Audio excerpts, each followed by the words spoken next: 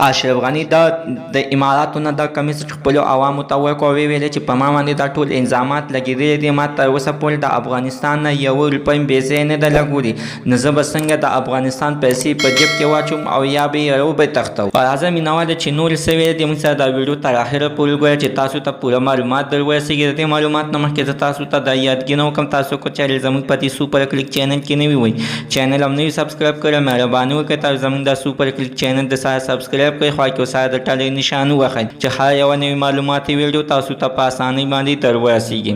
عزتمنو، اشرف غني چې د افغانستان صدر ده چې تېره ورځ خو د خپل د صدارت نه استعفا ورکړله چې لاړلو به چې د دې نه بعد به لاړلو یمن ته، یمن نه اوس عزتمن دا تللی دی دوبۍ اماراتو کې پورته چې دا د هر څه نه خبر شو چې یعنې دا پروپیګنډا ده چې اشرف غني ته د افغانستان نه په میلیونو ډالر تښتولي دي چې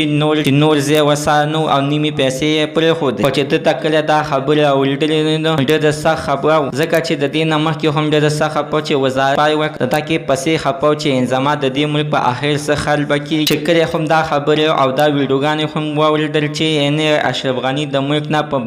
بلا شعر ډالر تښتولي دي. نو اشرف غني نور هم ډېره سخت خفه شولو او ویې ویل چې زه دومره نامرده سړی چې د خپل ملک پیسې به اوس بل ملک ته به وړم او خرچې به کوم، زما له دې الله تعالی داسې جرأت نه خو عزتمنو دغه خبره دروغ ده. اشرف غني د ملک نه تر اوسه پورې یو روپۍ نه ده وړې. اشرف غني په خپله باندې همدغه وضاحت وکړ. مینوالو زموږ د سره تر نن ورځې خبر د دې پورې د نوي معلومات دپاره د سره زموږ د سوپر کلیک چینل د سره سبسکرایب کړئ، خوا کې سره د ټلې نشان ووهه چې هر یوه نوي معلوماتي ویډیو تاسو ته په اسانۍ باندې در ورسېږي.